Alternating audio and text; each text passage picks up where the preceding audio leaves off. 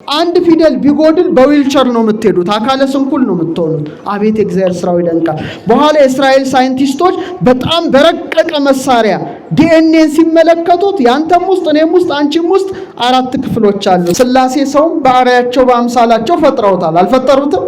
ፈጥረውናል አይደለ? ሰው ማለት እሳት፣ ውሃ፣ ነፋስ፣ መሬት፣ ልብ፣ ቃል፣ እስትንፋስ ነው። 7 ነው። ስለዚህ ሲሰግድ 7 ነገሮቹ መሬት ላይ ማረፍ አለባቸው። የመጀመሪያ ምኖቹ ናቸው? 2ቱ። ይሄ የብዙ ቃል ነው ወይስ የአንድ ቃል ነው? አቤቱ የስንት ቃል ነው? የአንድ ነው አይደለ? ባሪያህንስ የአንድ ነው። አትለፈኝስ አንድ ነው። ከዛ ደግሞ ውሃ ይምጣላችሁ፣ እግራችሁን ታጠቡ፣ እህል ጥቂት ምግብ ይቅረብላችሁ። ምንድነው? የሶስትነት ምሳሌ ነው። እና አንድነት ሶስትነትን የተናገረው ማለት ነው። አብ ይባላል እንጂ ወልድ መንፈስ ቅዱስ አይባልም። ወልድም ወልድ ይባላል እንጂ አብ መንፈስ ቅዱስ አይባልም። መንፈስ ቅዱስስ ማን ይባላል? አብ ወልድ ይባላል አይባልም። ስማቸው የማይፋለስ የማይተባበር ነው። በአካል ስንት ናቸው? ስለዚህ አብ ቢወልድ ቢያሰርጽ እንጂ እንደ ወልድ አይወለድም፣ እንደ መንፈስ ቅዱስ አይሰርጽም። ወልድም ቢወለድ እንጂ እንደ አብ አይወልድም አያሰርጽም፣ እንደ መንፈስ ቅዱስ አይሰርጽም። መንፈስ ቅዱስም ቢሰርጽ እንጂ እንደ አብ አይወልድም አያሰርጽም፣ እንደ ወልድ። ስለዚህ ሥላሴ በአርአያቸው በአምሳላቸው የገነቡት ደግሞ ማን ነው? አንተ፣ እኔ፣ አንቺ ነን። ደስ ይበላችሁ፣ እኛ የሥላሴ አርአያ ነን። ነፍስ ልጅ ራሱ እንቁላል ነው የሚመስለው። ደስ ይላል። ስጋ ነፍስ መንፈስ አለን። እንደ ቅኔ ማህሌት፣ እንደ ቅድስትና፣ እንደምን እንደ መቅደስ። አሁን ትልቁን ነገር ልንገራችሁ። አብርሃም አለ ሥላሴን ያስጠለለብሽ ድርስ የተባልሽ እንጨት አንቺ ነሽ ይላል። አብርሃም ምንን ያስጠለለብሽ? አንቲ ውእቱ ዘነበርኪ ጥቀ ሃይመት ዘብኪ አጽለሉ ሰለስቱ አጋዕዝት። 3ቱ ጌቶች በአንቺ የተጠለሉብሽ አብርሃም የተመለከተሽ ዛፍ አንቺ ነሽ ይላታል። እሷ ማን ትሆን? ከርሰ ድንግል አብዮተ ለዓለም አየራት። የድንግል ማርያም ማህፀን ከአየራት በለጠ። ወተሰብሐ እምሱራፌል ወኪሩቤል፣ በኪሩቤል በሱራፌል ዘንድ ተመሰገነ።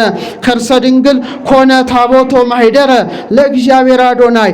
አያችሁ ሴቶች ታስተውሉ፣ ሚስቶች በደንብ አድርጋችሁ አስተውሉ። ባል ከትልቅ ሰው ጋር እየተነጋገረ እያለ ሚስቶች ክልፍልፍ ብለው መጥተው መበጥበጥ የለም ማለት ቦታ አለው። ለሁሉም ምን አለው? ንገሩኝ። ለሁሉም ምን አለው? ቦታ አለው ማለት ነው። አስተራዮ እግዚአብሔር ለአብርሃም በሀበ ዕፀ መምሬ ዘይነብር ሀበ ሆታ አይመት ቀትረ። ቀትር ላይ 6 ሰዓት ላይ መምሬ በምትባል በአድባር ዛፍ ስር ተቀምጦ ሳለ በድንኳኑ ደጃፍ ሳለ እግዚአብሔር ለአብርሃም ተገለጠለት። ኦሪት ዘፍጥረት ምዕራፍ 18 ቁጥር 1። ለእግዚአብሔር ቸርነትና ለእግዚአብሔር ቅዱስ ፈቃድ እጥር ምጥን ላለች ደቂቃ የዕለቱን በዓል እንማራለን። የምስጢር ባለቤት እግዚአብሔር አምላካችን፣ እግዚአብሔር ንጉሳችን፣ እግዚአብሔር ሕይወታችን ምስጢሩን ጥበቡን እንዲገልጥልን ቅዱስ ፈቃድ ይሆንልን።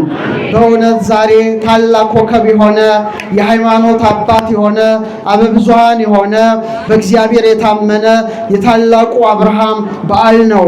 በተለይ ደግሞ በአብርሃም ቤት ስሉስ ቅዱስ አብ ወልድ መንፈስ ቅዱስ መግባታቸው በስፋት የሚነገርበት ዕለት ነውና አስቀድሜ ጥቂት ስለ አብርሃም ቀጥሎ ስለ በዓሉ በመናገር እንደ እግዚአብሔር ቸርነት ትምህርቱን እንቋጫለን። እግዚአብሔር አምላክ ምስጢሩን ጥበቡን ለሁላችን ይግለጥልን። የታላቁ አብርሃም ታሪክ በ3 ታላላቅ መጻሕፍት ላይ ተጽፏል። አንደኛው በኦሪት ዘፍጥረት ላይ ነው። ሁለተኛው በመጽሐፈ ኩፋሌ ነው።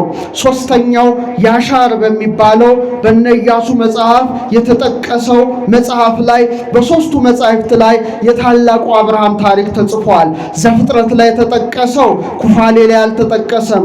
ኩፋሌ ላይ ያለው ደግሞ ያሻር ላይ የለምና 3ቱ መጻሕፍት የአብርሃምን ታሪክ በምልአት አንዱ የጎደለውን አንዱ እየመላ ጽፏልና ጥቂት ስለ አብርሃም ከነዚህ ቅዱሳት መጻሕፍት ላይ የተጻፈውን በተወሰነ መልኩ ነግራቸዋለሁ። ታላቁ አብርሃም የታራ ልጅ ሲሆን በእውነት በተወለደ ጊዜ ታላቅ ራእይ ታየ ይላል። ይኸውም በዘመኑ በከለዳውያን የነበሩ ፈላስፎች ታራን ሊጠይቁት ሄደው ነበረ። እጅግ ደስ አላቸው። ታራ ወንድ ልጅ አገኘ ብለው በእውነት ከሱ ጋር ተጋብዘው ሲወጡ ሲወጡ ቀና ብለው ሰማይን መመርመር ጀመሩ። በዘመኑ ሰማይን የመመርመር ሰማይን የማየት ፍልስፍና ነበርና አንድ ትልቅ የአጥቢያ ኮከብ ከሰማይ ሲወጣ ምሽት ላይ ይመለከታሉ። 4 ደማማ ከዋክብት ማለትም 4ቱ አበይት ከዋክብት ሊቃነ ከዋክብት በምስራቅ፣ በምዕራብ፣ በሰሜን፣ በደቡብ ነበሩ። ያ ታላቁ ኮከብ፣ ያ የአጥቢያው ኮከብ፣ ያ የምሽቱ ኮከብ ወጥቶ 4ቱን ከዋክብት ሲውጣቸው በውስጡ ሲያስገባቸው ይመለከታሉ። ይህንንም ሄደው በጊዜው ንጉሥ ለነበረው ለናምሩድ ይነግሩታል። ምንድነው ትርጓሜው ይላቸዋል። ዛሬ ታራ ልጅ ወለደ፣ ከሱ ቤት ስንወጣ ይህን ድንቅ ነገር በሰማይ ተመለከትን። ይሄ ኮከብ፣ ይሄ ወጣው ታላቅ ኮከብ 4ቱን ከዋክብት ይዋጣቸው ይሄ ሕፃን ይሆናል፣ ምናልባት በእውነት በ4ቱ ማዕዘን ስሙ የሚጠራ ልጅ ይሆናል ብለው ነገሩት። ያን ጊዜ ተበሳጨ። ይሄማ የኔም መንግስት መቆጣጠር የሚችል ልጅ ነው፣ ስለዚህ ግደሉት ብሎ ትልቅ አዋጅ ይናገራል። ታራንም ልጅህን አምጣ ይለዋል። ታራም ናምሩድ አብርሃምን ልጁን ሊገለው እንዳሰበ በተረዳ ጊዜ የሰራተኛይቱን ልጅ ሄዶ ይኸውና ልጅ ያለው እዛው አስገድሎታል። አብርሃም እግዚአብሔር ቸርነት እንደተረፈ የያሻር መጽሐፍ ያስረዳል።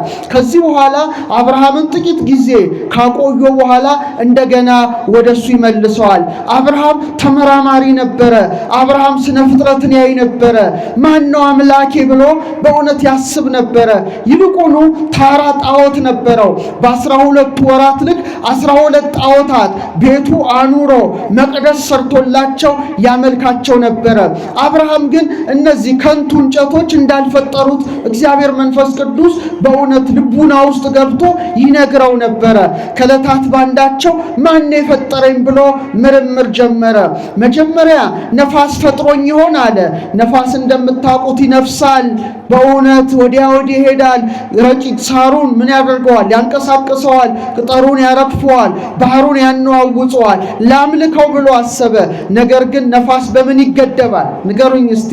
በግንብ ይገደባል፣ በመሬት ይገደባል። አይ ነፋስ አልፈጠረኝም አለ።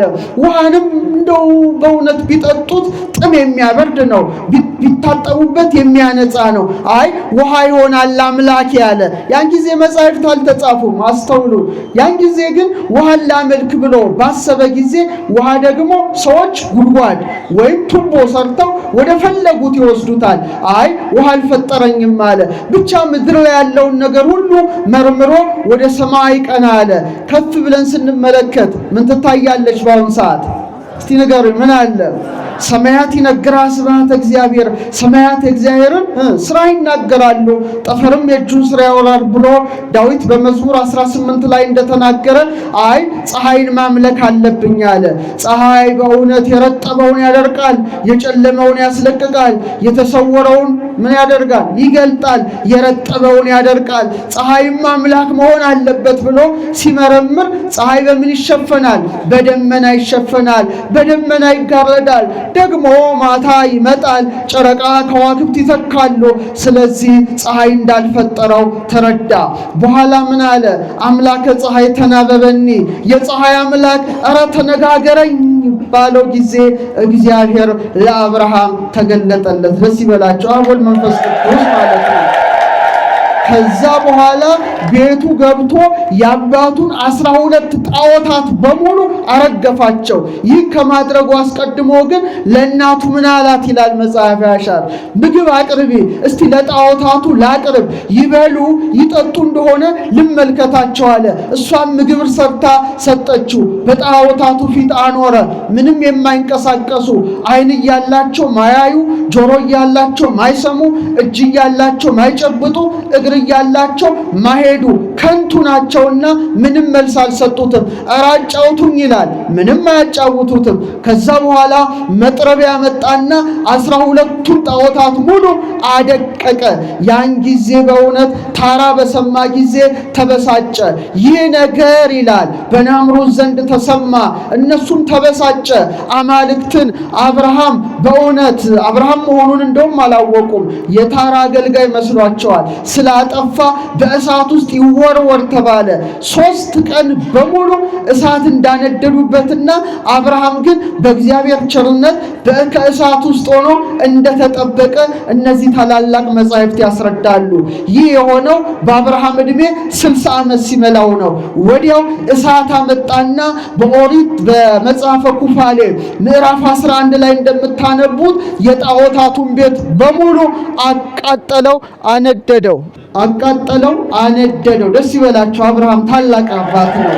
ከዛ በኋላ ሥላሴ ምን አለው? ተገለጠለት። አብርሃም ከዘመዶች ከወገኖች ሁሉ ተለይተ ውጣ፣ እኔ ወደማሳይ ምድር ሂድ አለው። ወዲያው አብርሃም ከከለዳውያን ኦር ተነስቶ ወጣ። ካራን ላይ ደረሰ። አባቱ ታራ አረፈ። አብርሃም ግን በእግዚአብሔር ተጠርቷልና ወገኑን ዘመዱን ሁሉ ትቶ ወዴት ተጓዘ? ከከላውዲዮን ወይም ከከለዳውያን ወደ ካራን፣ ከካራን ወደ ከነዓን። ማን አስገባው? እግዚአብሔር አስገባው። እኔ ኤልሻዳይ ነኝ ያለው፣ ስምህን አከብረዋለሁ፣ ታላቅ ሕዝብ አደርግሃለሁ፣ የሚመርቁህን እመርቃለሁ፣ የሚረግሙህን ረግማለሁ፣ ዘርህን እንደ ሰማይ ከዋክብት አበዛዋለሁ ብሎ ለአብርሃም ምን አለው? ቃል ኪዳን ገባለት። አብርሃም ደግሞ በእውነት በምን አውቃለሁ ይሄንን አለው። እያውር ነው ንብረቴን የሚወርሰኝ አለው። ውእቱ ሰየወረሰከ እሱ አይወርስም አላ ወልድከ ዘወፅአ እምኀቤከ ውእቱ ይወርሰከ ከአብራክም ይከፈል ልጅ ሀብትን ይወርስሃል አለው። ለዚያ ምልክት ሊሆን የግዝረት ሕግ ለአባታችን ለአብርሃም ሰጠው። አብርሃምም በ99 ዓመቱ በ8ኛው ቀን ግዝረትን አከናወነ። በስንተኛው ቀን ንገሩን? በስንተኛው ቀን? አብርሃም 99 ዓመቱ ነው። ሌሎቹ ግን በ8 ቀናቸው እንዲገዘሩ ታላቅ ምልክትን ለአብርሃም ይሰጠዋል። ይሄ በጣም ትልቅ ምስጢር አለው። በኋላ ነግራቸዋለሁ። ታዲያ አባታችን አብርሃም እንግዳ መቀበል ልማዱ ነው፣ ሰው ወዳጅ ነውና በእውነት በኦሪት ዘፍጥረት ምዕራፍ 18 ላይ እንደምታነቡት በድንኳኑ ደጃፍ ተቀምጦ ሳለ ይላል እንግዳ ናፍቆ ነው። ልክ ቀትር 6 ሰዓት ሲሆን አስቡት የፀሐዩን ግለት ሰው በሚተኛበት ሰዓት አብርሃም በድንኳኑ ደጃፍ ተቀምጦ እንግዳን በሚጠባበቅበት ሰዓት ማን ተገለጠለት? እግዚአብሔር ተገለጠለት። በእውነት በጣም ይገርማል። የተገለጠለት ሰዓት ስንት ሰዓት ነው? ቀትር ነው። ቀትር ምን ማለት ነው? እስቲ ንገሩኝ፣ ምን ማለት ነው? ቀትር ምንድነው? 6 ሰዓት ነው። ለምንድነው 6 ሰዓት ሥላሴ ለአብርሃም የተገለጡለት? በጣም ማስተዋል ያስፈልጋል። በመጽሐፍ ቅዱስ ላይ ሰዓቶች በሚጠቀሱበት ጊዜ ትልቅ ምሳሌ፣ ትልቅ ምስጢር ስላለ ነው። ቀትር ላይ ነው፣ 6 ሰዓት ላይ ነው። 6 ሰዓት ላይ ፀሐይ ምን ትሆናለች? ፀሐይ በአናታችን ትክክል ትሆናለች አይደል እንዴ? ጥላ ያጥራል። ፀሐይ በአናት ትክክል በምትሆንበት ሰዓት እውነተኛው ፀሐይ ማን ተገለጠለት? አብ፣ ወልድ፣ መንፈስ ቅዱስ ተገለጡለት ማለት ነው። አብ ፀሐይ ነው፣ ወልድ ፀሐይ ነው፣ መንፈስ ቅዱስ ምንድን ነው? ፀሐይ ነው። አሐዱ ውእቱ ፀሐየ ጽድቅ ዘላዕለ ኩሉ፣ ከሁሉ በላይ ሆነ ምንድን ነው? አንድ ፀሐይ ነው። ለፀሐይ 3 ነገሮች አሉት። ክበብ አለው፣ ብርሃን አለው፣ ሙቀት አለው። ፀሐይ ወጣ ስትሉ ምኑን ነው? ክበቡን ነው አይደለ? ፀሐይ ጨለመስ ብትሉ ምኑን ነው?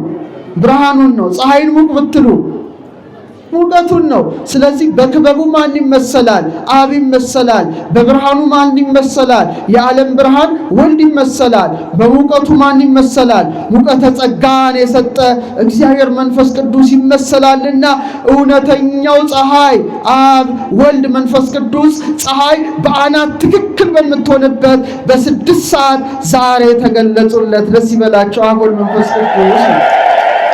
ይህ ብቻ አይደለም። በመካከለኛው ምስራቅ ፀሐይ በሚወጣበት በተለይ በ6ኛው ሰዓት ላይ ሰዎች ምን ይላሉ? ይተኛሉ። የፀሐዩ ግለት ከባድ ነው። ሰዎች በሚተኙበት ፀሐይን ሸሽተው ቤታቸው በሚደበቁበት ሰዓት አብርሃም ግን ምን ሆነ? ነቅቶ በድንኳኑ ደጃፍ ተቀምጦ ነበረ። አብርሃም የንቃት ምሳሌ ነው። አብርሃም የብርቱዎች ሰዎች ምሳሌ ነው። ስለዚህ ዛሬ 6 ሰዓት ላይ ለጸሎት እንነሳለን። ስንት ሰዓት ላይ? 6 ሰዓት ከቀኑ። ለምን? ዳዊት በመዝሙር 91 ላይ ከቀትር ጋኔን የተነሳ አትፈራም ይላል። በጣም ቀትር ላይ በጣም ፀሐይ ስለሚበረታ ሰዎች ሁሉ ናላቸው ይዞራል። ድካም ድካም ይለናል፣ እንቅልፍ እንቅልፍ ይለናል። ያን ጊዜ የቀትር አጋንንት መጥተው ፍትወታት፣ ኃጣውእ፣ ክፉ ምኞትን በሰውነታችን ላይ ይዘራሉ። ብርቱ የሆነ ሰው እንደ አብርሃም ያለ የጸና ሰው ቆሞ ሲጸልይ ምን ይላቸዋል? ድል ይነሳቸዋል። ከቃሉ ጋር ናችሁ።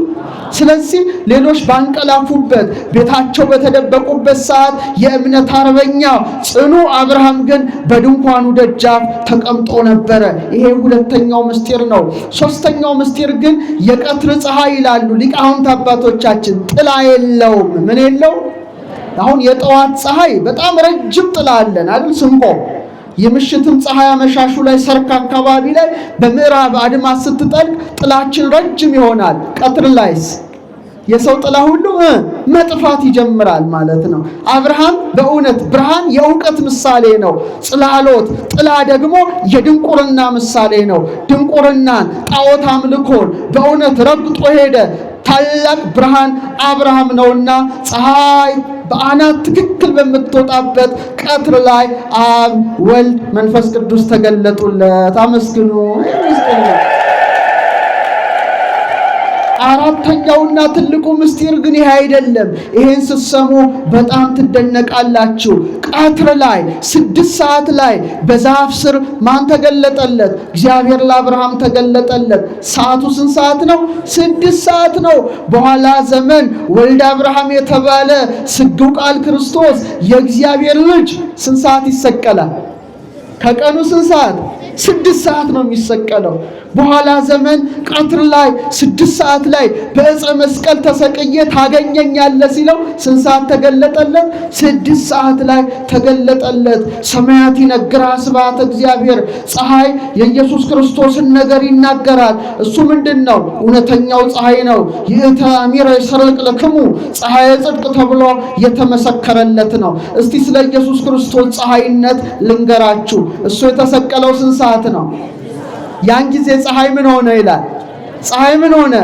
እውነተኛው ፀሐይ በመልዕልተ መስቀል ከሰማይ ዝቅ ከምድር ከፍ ብሎ በማዕከለ ምድር ሲሰቀል ፀሐይም በአናት ትክክል ማዕከላዊ ነጥብ ላይ ነበረች። ይሄ ይገርማል በእውነት። ፀሐይን ስታስቡ፣ ቀትርን ስታስቡ መድኃኔዓለምን አስቡ። ማንን እናስብ?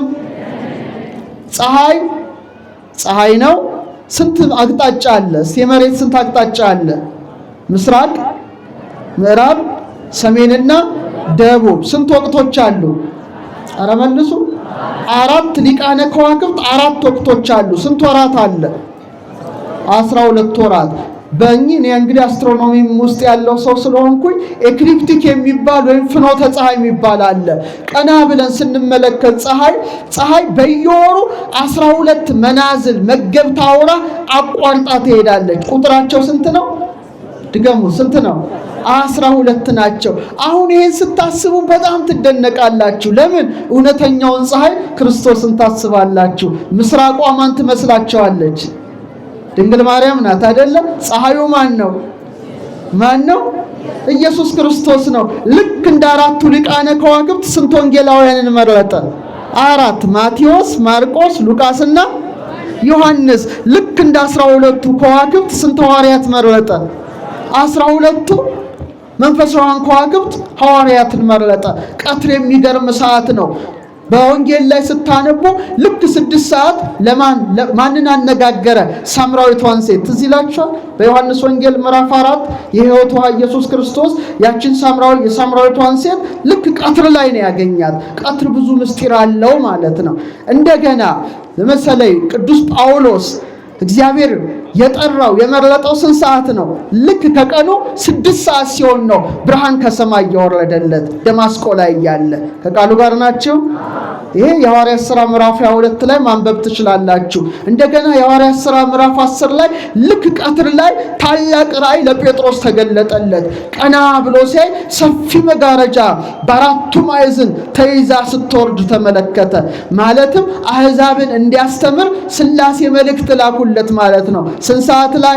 6 ሰዓት ላይ። እና አብርሃምም ተመሳሳይ ነገር ነው። ልክ 6 ሰዓት በእውነት በድንኳኑ ደጃፍ ተቀምጦ ሳለ ተገለጠለት፣ እግዚአብሔር ተገለጠለት። ወሶባ ላላ አይንቲው አይኑን ቀና አድርጎ ሲመለከት 3 ሰዎችን ተመለከተ ይላል። እነዚህ ማን ናቸው? አብ ወልድ መንፈስ ቅዱስ ናቸው። ምስጋና ይግባቸው። በእውነት አብ ወልድ መንፈስ ቅዱስ ናቸው።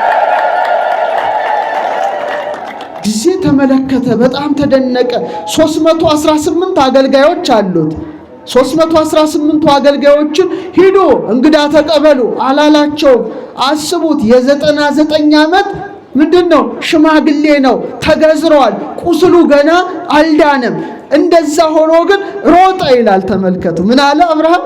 ሮጠ ይላል። ዛሬም አረጋውያን እኛ ረጀን ደከምናት በሉ። ሁልጊዜ ወደ ቤተ ክርስቲያን ምን ማድረግ አለብን? መገስገስ አለብን። ወደ ሥላሴ ምን ማለት አለብን? መሮጥ አለብን። አብርሃም እንደው መላእክትን ይመስላል። በሕዝቅኤል 1 ላይ መላእክቱ እንደ መብረቅ ይሮጡ ነበር ይላል። እንደምን ይሮጡ ነበረ? አብርሃምም ተመልከቱ፣ የ99 ዓመት አረጋዊ መሮጥ ጀመረ። ወደማ? ወደ ሥላሴ መሮጥ ጀመረ። ሰገደ ይላል። ምን አደረገ? ሰገደ። በእውነት ስግደት ትልቅ ምስጢር አለው። ኦርቶዶክሳውያን የአምልኮ ስግደት እንደሰገደ መንፈስ ቅዱስ ገልጾለት ነው ማለት ነው። በእውነት ሰገደ። ስግደት 3 ነገሮች ናቸው። ስንት ነገሮች ናቸው? መጀመሪያ ስንሰግድ ግንባራችን ምን ይነካል? መሬት ይነካል። መሬት ሲነካ ግን ስንት አካላችን ነው መሬት የሚነካው? 3 አይደለም። ሰው ምን ማለት ነው? 7 ማለት ነው አይደለ? ሥላሴ ሰውም በአርአያቸው በአምሳላቸው ፈጥረውታል። አልፈጠሩትም? ፈጥረውናል አይደለ? ሰው ማለት እሳት፣ ውሃ፣ ነፋስ፣ መሬት፣ ልብ፣ ቃል፣ እስትንፋስ ነው። 7 ነው። ስለዚህ ሲሰግድ 7 ነገሮቹ መሬት ላይ ማረፍ አለባቸው። የመጀመሪያ ምኖቹ ናቸው? 2 እግሮቹ፣ ቀጥለው 2 ጉልበቶቹ፣ ቀጥለው 2 በድምሩ ስንት ይሆናል? 6 ግንባሩ መሬት ይነካል። መጨረሻ ምን ሆነ? 7 ማለት ነው። መሬት ነበርን። ከመሬት አንስቶ የፈጠረን ማን ነው? አብ ወልድ መንፈስ ቅዱስ ነው። ስለዚህ ወድቀን እንነሳለን። ሁለተኛ በኃጢአት ብንሰነካከል በእውነት ያንን በማሰብ እንወድቃለን። ሥላሴ ግን መልሰው እንደገና አጥበው ንጹሕ ያደርጉናልና ምን እንላለን? እንነሳለን። እንደገና መሬት እንወድቃለን፣ እንፈርሳለን፣ እንበሰብሳለን በመቃብር ውስጥ። እንደገና ከመሬት ምን እንላለን? እንነሳለን። ሥላሴ ከሞት ያስነሱናል። ደስ ይበላችሁ ሥላሴ።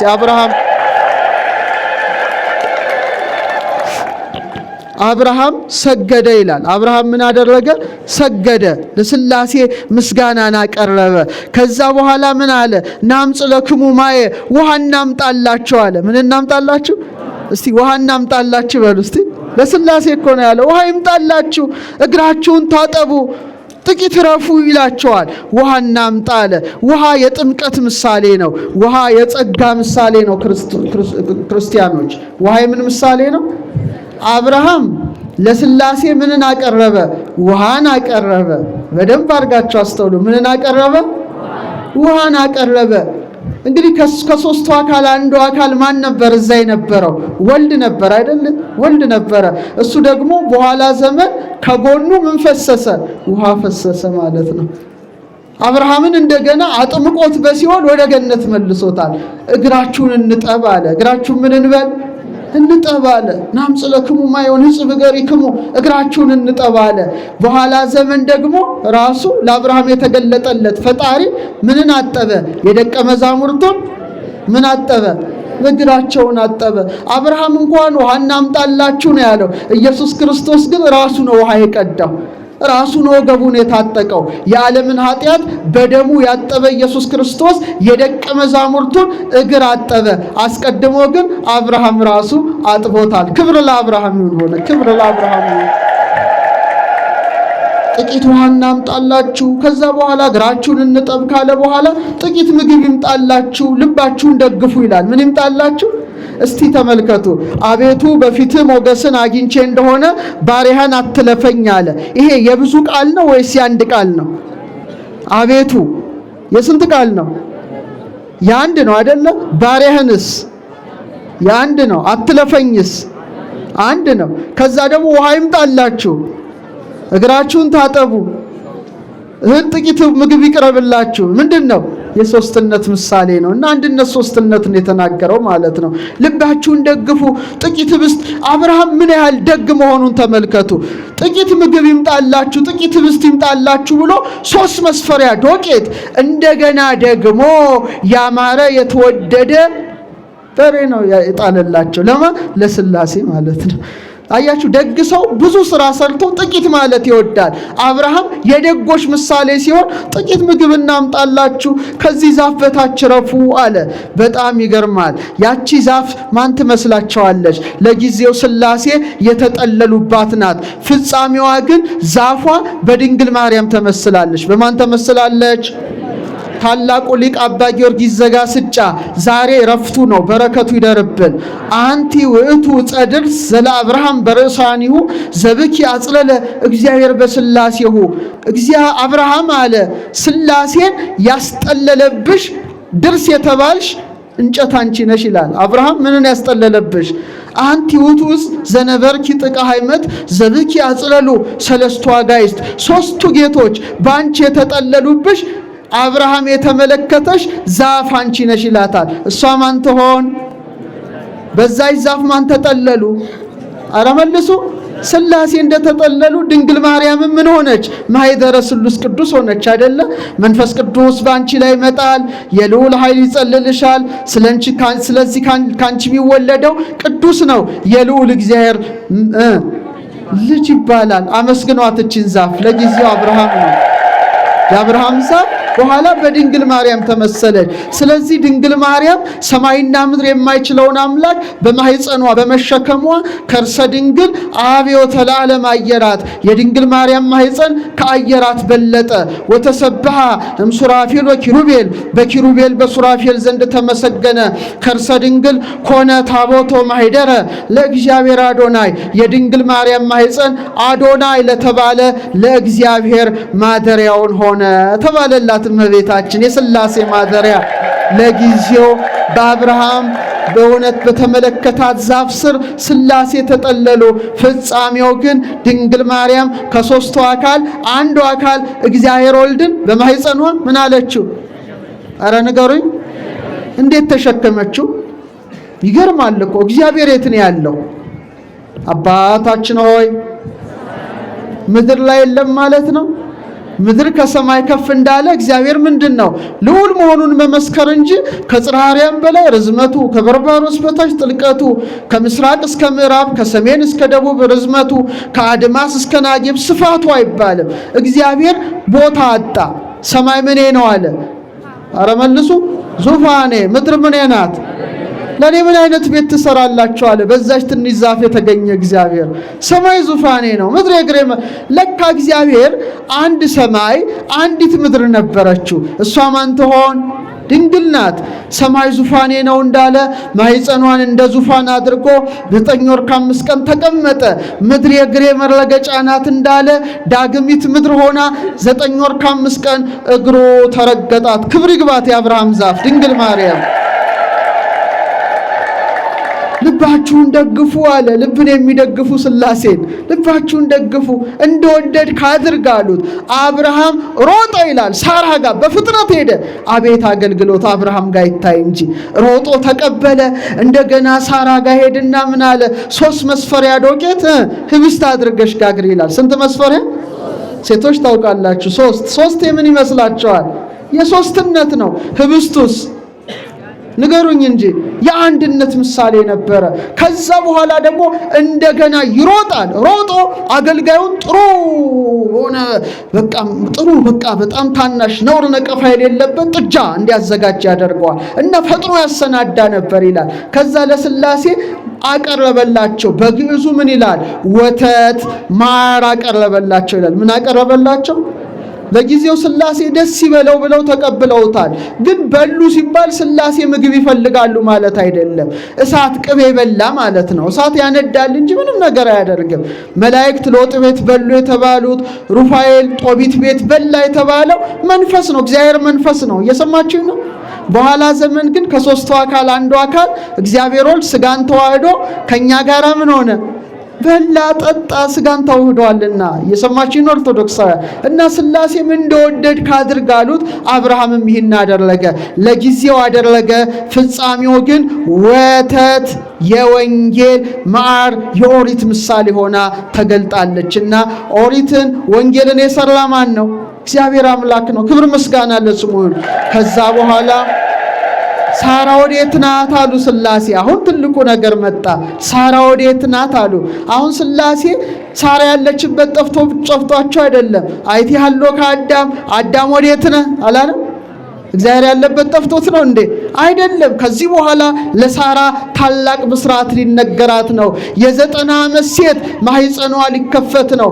አስቀድሞ አብርሃምን ወደ አብርሃም እንደለወጠ የሳራንም ስም የለወጠ እግዚአብሔር ሳራ ወዴት አለች አሉ ሥላሴ። ከድንኳኗ ውስጥ ናት አለ። ከምኗ ውስጥ ናት? አያችሁ ሴቶች ታስተውሉ፣ ሚስቶች በደንብ አድርጋችሁ አስተውሉ።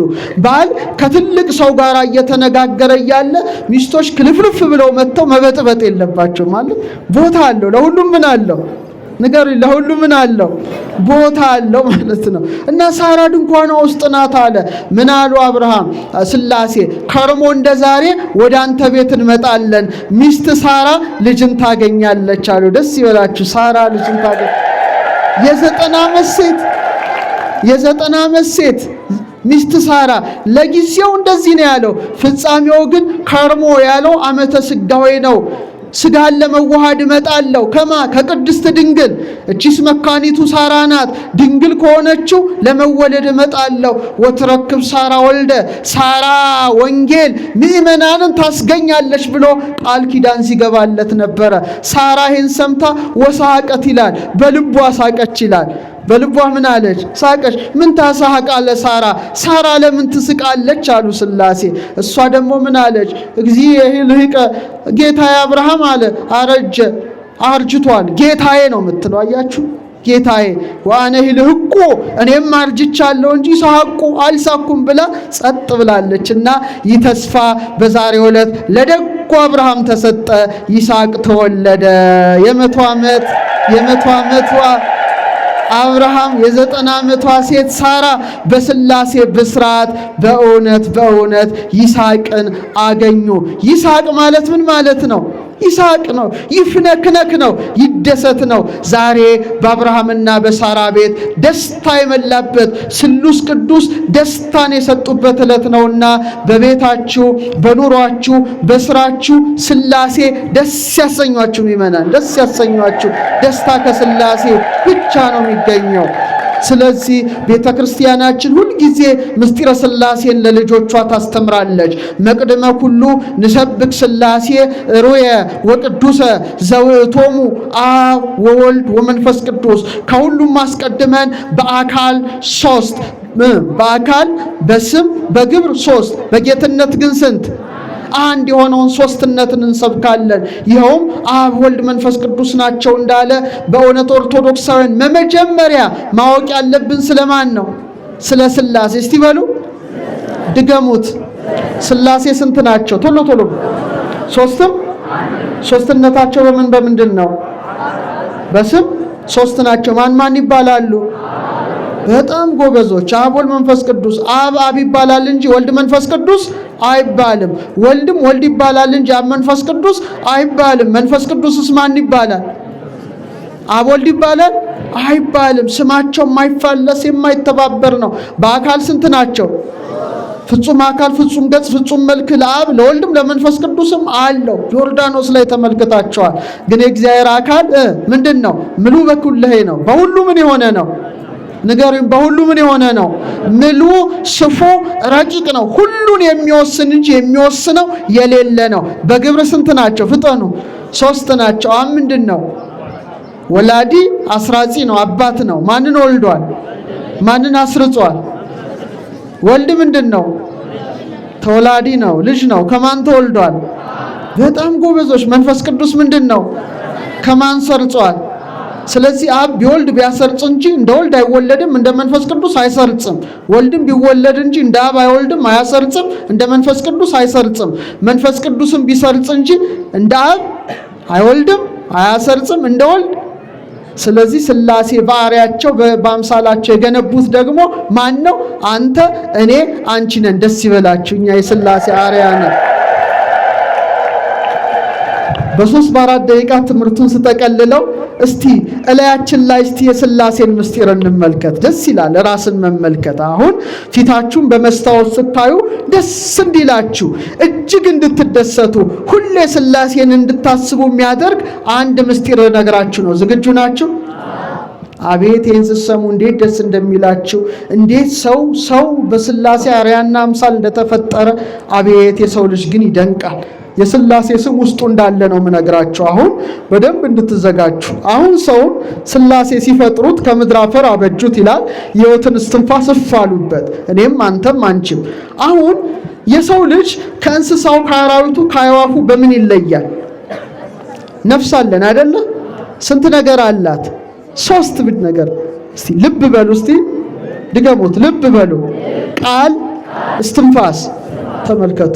ስለዚህ በልብነታችን ያ ምሳሌ ነን፣ በቃልነታችን በእስትንፋስነታችን ከመልደተ ቃል ወጻተ እስትንፋስም ልብ ከማሁ ልደቱ ለወልድ ወጻቱ ለመንፈስ ቅዱስ ማብ። ለምሳሌ ከልባችሁ ምን ይወለዳል? ቃል። እስቲ በሉ። እኔ አሁን ደራሲ ነኝ፣ 30 መጻሕፍት አሉኝ። በልቤ የማስበውን ነገር በቃል ደረጃ ለማግሰብ ስፈልግ ምንድነው ማድረገው? ወረቀት አመጣለሁ። ከዛ እስክሪብቶዬን ይዤ ምን አደርጋለሁ?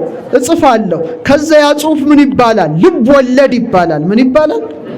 ልብ ምንን ወለደ?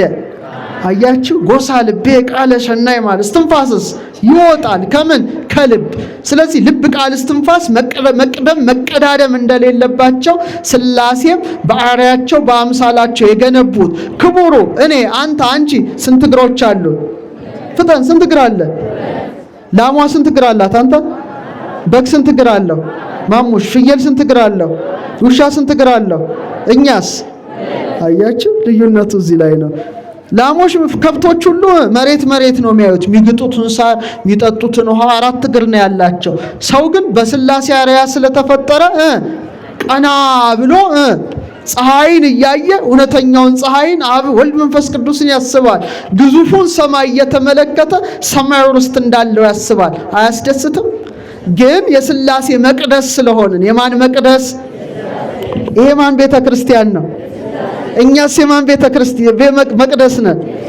እሺ መቅደስነቱን ልንገራችሁ። ስንት እግር አለን?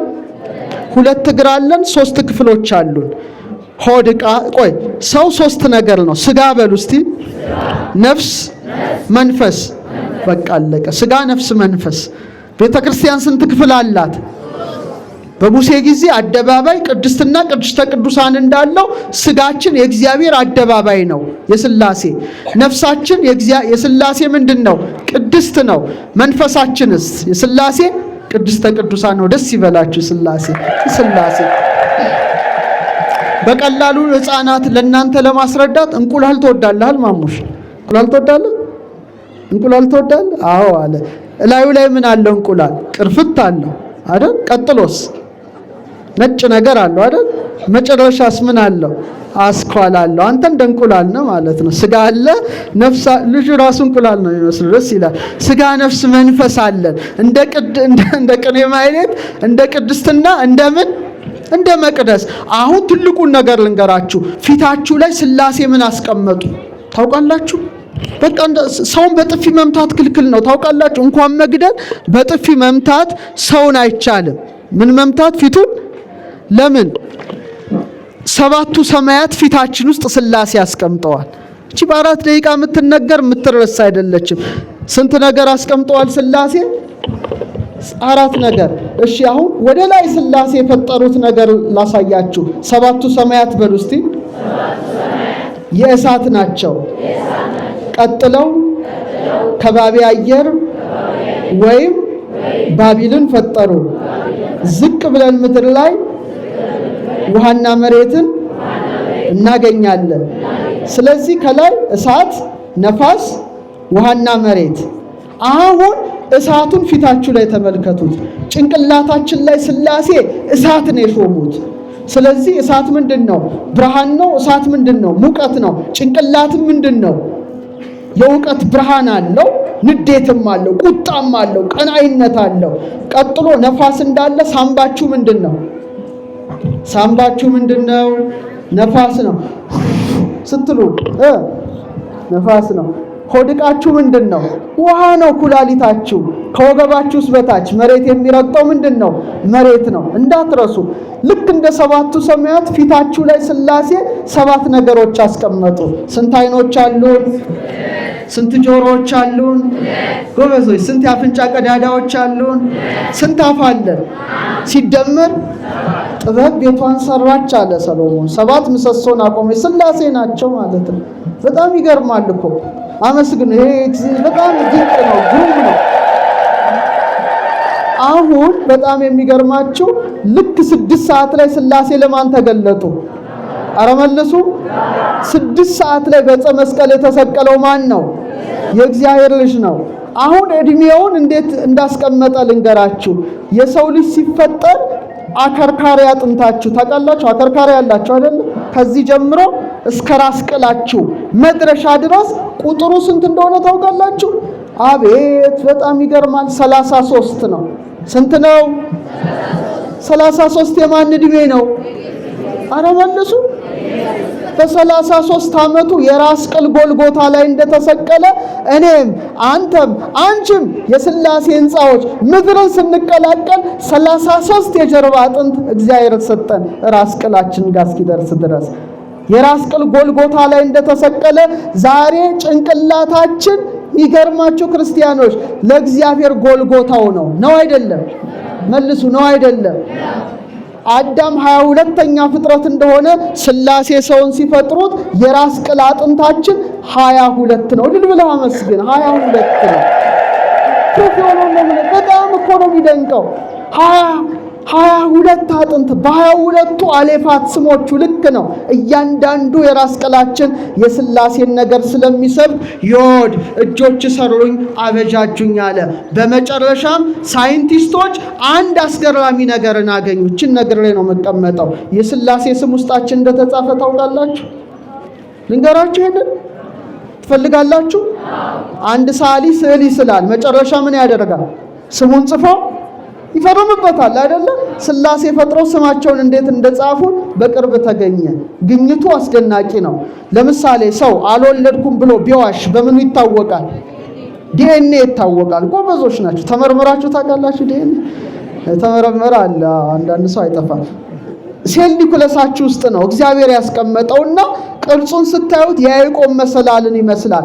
ቁመቱ ቢተረተር እኮ ከእናንተ ቁመት ይበልጣል። እዚህ ውስጥ ጥቅል ብሎ እግዚአብሔር ያስቀመጠው ፊደሉ 6 ቢሊየን ነው። ስንት ነው? አትደንግጡ፣ አይዟችሁ። ውስጣችሁ እኮ 6 ቢሊየን ፊደል ሥላሴ ያስቀምጠዋል። አሁን በመሳሪያ የሚታይ ነው። አንድ ፊደል ቢጎድል በዊልቸር ነው የምትሄዱት፣ አካለ ስንኩል ነው የምትሆኑት። አቤት የእግዚአብሔር ስራው ይደንቃል። በኋላ የእስራኤል ሳይንቲስቶች በጣም በረቀቀ መሳሪያ ዲኤንኤን ሲመለከቱት ያንተም ውስጥ እኔም ውስጥ አንቺም ውስጥ 4 ክፍሎች አሉ። ስንት? ትንሽ ሳይንስ ልንገራችሁ።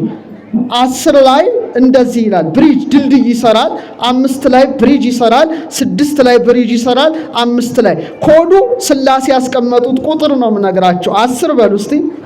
5 6 5 ሳይንቲስቶች ተደነቁ።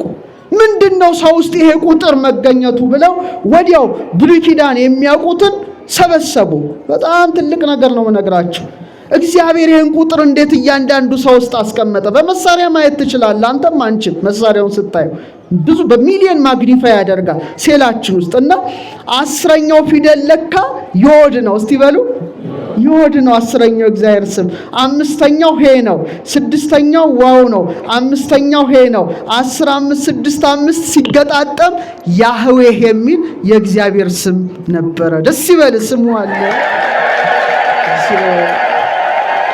ለሙሴ ነው ስም ማን ነው አለው። ይሄ አሼር ይሄ በእኛ ሊቃውንት 20 ሸራያ ያህዌ ነኝ አለው። ቀዳማዊ ነኝ ዳህራዊ ነኝ ብሎ ለሙሴ የአብርሃም አምላክ የይስሐቅ አምላክ የያዕቆብ አምላክ ያህዌ ነኝ እንዳለ የሃወሃ ያህዌ የሚባል የእግዚአብሔር ህቡ ስሙ እያንዳንዱ ሰው ውስጥ ሥላሴ ያስቀምጠዋል። ደስ ይበላችሁ፣ ደስ ይበላችሁ፣ ደስ ይበላችሁ። ስለዚህ ይሄ ህንጻ በእውነት ያምራል አያምርም? እኔ ይሄን ቤተክርስቲያን ስገባ በቃ ቅድም ቁጭ ብዬ መኪና ውስጥ እንደው አንድ ቤተክርስቲያን አሰብኩኝ። ጎንደር በሉ እስቲ ደብረ ብርሃን ስላሴ አንድ ደቂቃ ይፈቅዱልኝ? ጎንደር ደብረ ብርሃን ስላሴ። እስቲ በጣም የስላሴ ወዳጅ ትዝ ይሉኛል ሁሌ እንደው ስላሴ ቤተክርስቲያን ስገባ አጼ ኢያሱ አድያም ሰገድ የጻድቁ ዮሐንስ ልጅ ለመጀመሪያ ጊዜ ጎንደር ላይ የስላሴን መቅደስ ሲሰሩ ስም አጡ። አይ ደብረ ብርሃን ብዬ ልሰይመው አሉ። ምን ብዬ ልሰይመው? ለካ ደግሞ ሰሜን ሸዋ ደብረ ብርሃን ስላሴ አለ። አይ እዛ ደግሞ ስሙ ተይዞብኛል አሉ። ንጉስ ናቸው እኮ ስሙን መንጠቅ አላቃታቸው። ወቄት ወርቅ ለሰሜን ሸዋ ላኩ ስሙን ስጡኝ ብለው። አይገርምም? እኛ እንደ ልብ ነው ምን ሰይመው። አሁን እንደ ልባችን አስፈቅደው ወቄት ወርቅ አድርገው ትልቁን የስላሴን መቅደስ ባማረ ሁኔታ አንጸው ጥር 7 ላይ የሚገርማችሁ ጉቤን በሚባል ፈረሳቸው ተቀምጠው ግብፃዊ ጳጳስ አቡነ ማርቆስ አጅበዋቸው፣ ቀሳውስቱ፣ ዲያቆናቱ፣ ጨጌ ጸጋ ክርስቶስ አጅበዋቸው፣ መሳፍንቱ፣ መኳንንቱ በእውነት አጅበው ደብረ ብርሃን ስላሴ ገቡ። አጥር ያሳነጹት ቤተክርስቲያን ነው። ደስ አላቸውና ወዲያው ዘውዳቸውን አወለቁ ይላል። ዘውዳቸውን ምን አደረጉ? አወረዱ። ክብሬ ስላሴ ናቸው አሉ። ክብሬ ማን ናቸው? ድገሙት። ክብሬ ማን ናቸው? ደጉ አብርሃም እንደተቀበለ አጼ ኢያሱ አድያም ሰገድም የተቀበሉ ዘውዳቸውን አውልቀው እኔ ስላሴን ታቦት መሸከም አለብኝ አሉ። አቤት የኢትዮጵያ ነገስታት እንዴት የተቀደሱ ነበሩ! ታቦት ሊሸከማሉ እና አቡነ ማርቆስ ግብፃዊ ሊቀ ጳጳስ ታቦቱ ስላልተባረከ ፈቀዱላቸው ይላል። ከዛ ይዘው እስከ ቅኔ ማህሌት አደረሱ። ቅኔ ማህሌቱ ላይ ለጨጌ ጸጋ ክርስቶስ ሰጧቸው። ለጨጌ ጸጋ ክርስቶስ ወደ መቅደሱ አስገብተው በቅብአ ሜሮን ታቦቱ ከበረ። ያን ጊዜ ሊቃውንቱ መወድሱ ሰፊ ነው፣ አሁን ጊዜም የለንም። ህዝቡ ግን ደስ ብሎት እናንተን በሚያግባባው በህዝባዊ ግጥም አቤት ኢያሱን እንዲህ አላቸው። እስቲ አብረን እንበል። ወዴት ሄዶ ኖሯል በሉ እስቲ። ድምጻችሁ ደስ አይልም? ድገሙት። ሰሞነኛ ቄሱ ታቦት ተሸከመ፣ ዘውዱን ጥሎ ኢያሱ የተሸሸገውን የአባቱን ቅስና ኢያሱ ገለጠው፣ ታቦት አነሳና አየነው ኢያሱ ደብረ ብርሃን ቆሞ ልክ እንደ ኪሩቤል ልክ እንደ አብርሃም ሶስቱን ተሸክሞ ስላሴን ቢሸከም ኢያሱ ገነነ፣ ለአራቱ ኪሩቤል አምስተኛ ሆነ ተባለላቸው። እንደዚህ ያሉ ስላሴን የሚወዱ ነገስታት ኢትዮጵያን መርተዋታል። በእውነት የአብርሃም አምላክ የይስሐቅ አምላክ የያዕቆብ አምላክ አብ ወልድ መንፈስ ቅዱስ እኛንም ያክብረን። ያስተማረን ማን ነው? ስላሴ። የመከረን ማን ነው? በነፍስ በስጋ አንተ አቡነ ወአንተ ምን የምንለው ስላሴ ይጠብቁን። እግዚአብሔር ከሁላችን ጋር ይሁን። መልካም በዓል ይሁንላችሁ።